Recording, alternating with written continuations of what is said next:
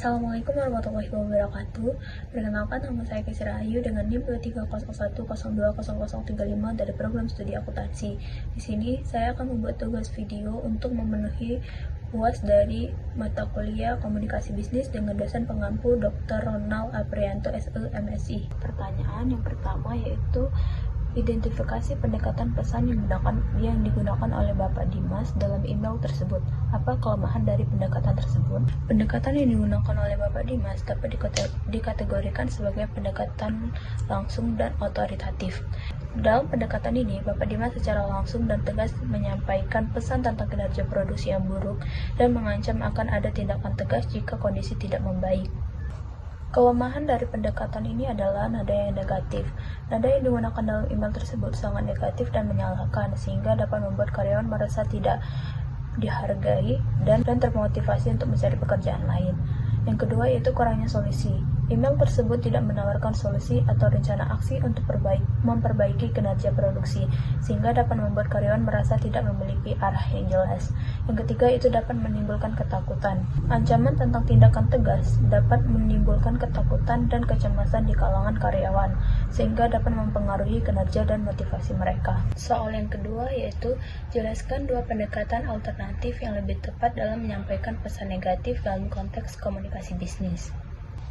Dua pendekatan alternatif yang lebih tepat dalam menyampaikan pesan negatif dalam konteks komunikasi bisnis adalah yang pertama yaitu pendekatan sandwich.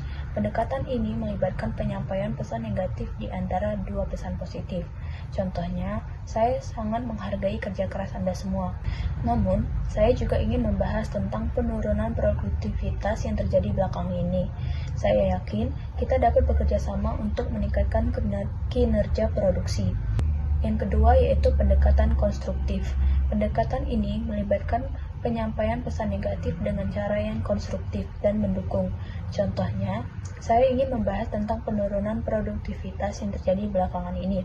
Saya percaya bahwa kita dapat bekerja sama untuk mengidentifikasi penyebab masalah dan menemukan solusi yang tepat. Kelebihan pendekatan sandwich dan konstruktif dapat mengurangi ketegangan dan konflik yang mungkin timbul akibat dari pesan negatif. Pendekatan konstruktif juga dapat meningkatkan motivasi karyawan untuk memperbaiki kinerja dan mencapai tujuan.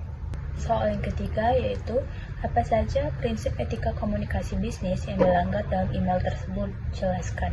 Dalam email yang dikirimkan oleh Bapak Dimas, beberapa prinsip etika komunikasi bisnis yang dilanggar yang pertama yaitu menghormati dan menghargai. Bapak Dimas tidak menunjukkan rasa hormat dan menghargai terhadap karyawan, sehingga dapat membuat karyawan merasa tidak dihargai. Yang kedua yaitu keterbukaan dan kejujuran.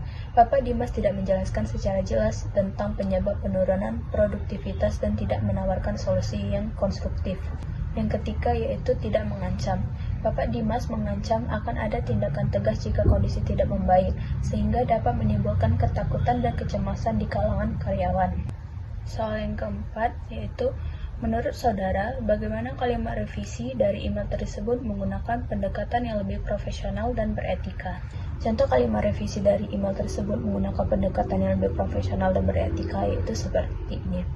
Kepada seluruh staf produksi, saya ingin membahas tentang penurunan produktivitas yang terjadi dalam 2 bulan terakhir. Saya percaya bahwa kita semua memiliki potensi untuk meningkatkan kinerja dan mencapai tujuan yang telah ditetapkan.